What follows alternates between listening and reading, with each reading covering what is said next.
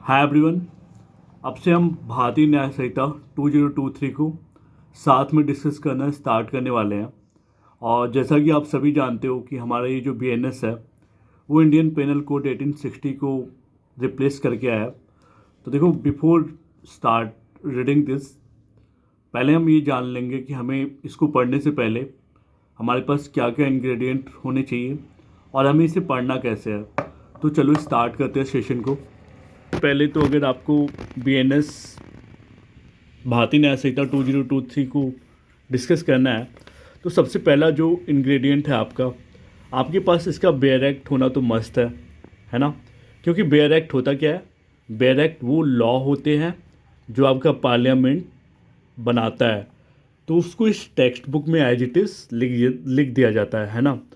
तो अब देखो, जो भी लाइक आपका क्रिमिनल लॉ भले ही चेंज हुआ हो तो ये सालों साल चलता है ना।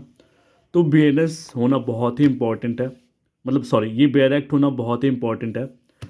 अब देखो, जो दूसरा इंग्रेडिएंट है, ऑब्वियसली जब कोई पढ़ाई कर रहा होता है तो वो एग्जामिनेशन पॉइंट ऑफ व्यू से भी पढ़ाई कर रहा होता है, तो आपके पास ये प्रीवियस ईयर क्वेश्चन पेपर्स होने चाहिए। और ये देखो, मेरा चैप्टर वाइज दे रखा है इन्होंने, ये सारे क्रिमिनल लॉ के हैं, तो ये भी होना मस्त है।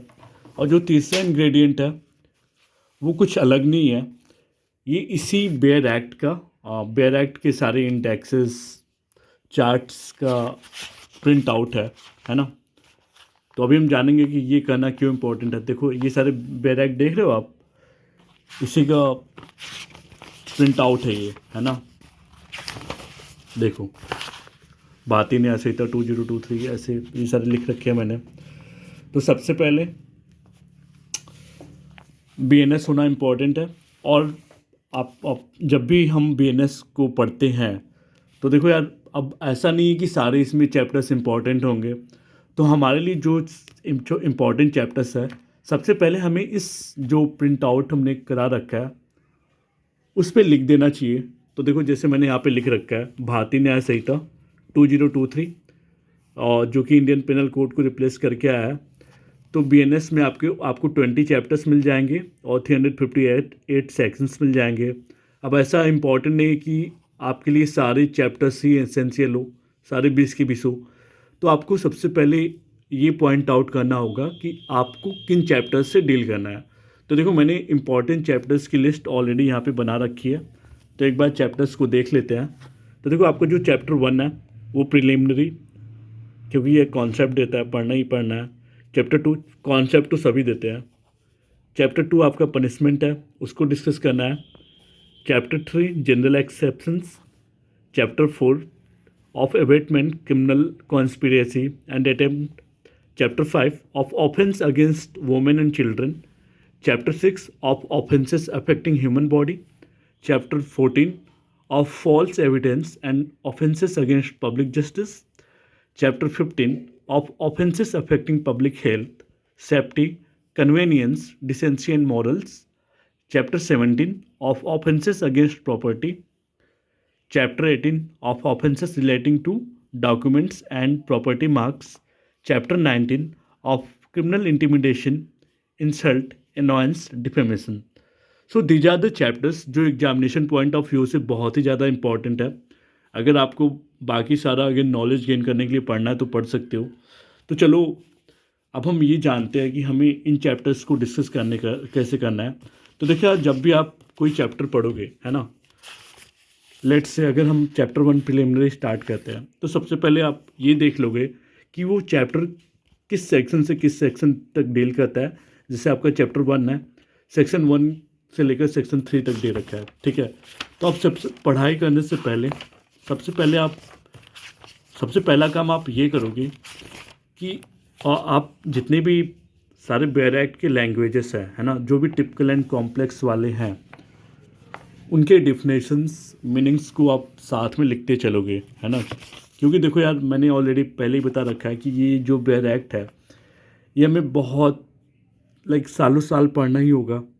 तो यहाँ पे अगर आप एक बार पॉइंट आउट करके लिख लोगे सारी चीज़ें, तो आप जब जब भी इससे गो थ्रू होगी तो आपके लिए ये आसान हो जाएगी। तो देखो, मैंने चैप्टर 1 में ऑलरेडी इतनी सारी चीज़ें मेंशन कर रखी हैं, पॉइंट आउट कर रखा है ना। क्योंकि अब मैं जब भी इसको पढ़ूंगा तो लॉ की जितनी भी कॉम्प्लेक्सिटी है वो मेरे लिए आसान हो जाएगी। ठीक है, तो सबसे पहले अगर आप ऐसे ही पढ़ना हम स्टार्ट करेंगे चैप्टर 1 से चैप्टर 3।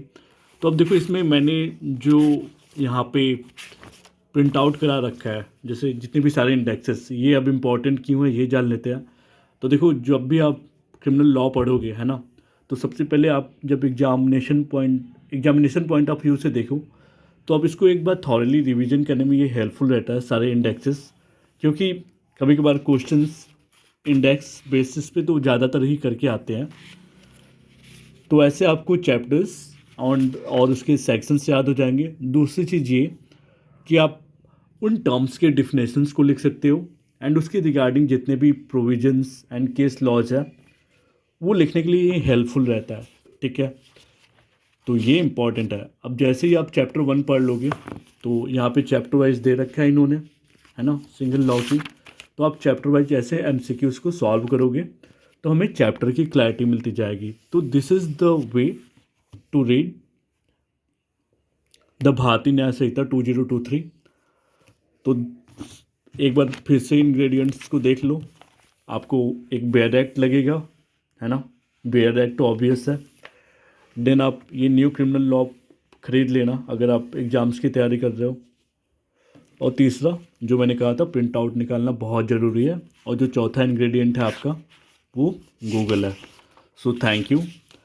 अब हम साथ में चैप्टर 1 से डिस्कस करना स्टार्ट करेंगे। So stay tuned, have a good day.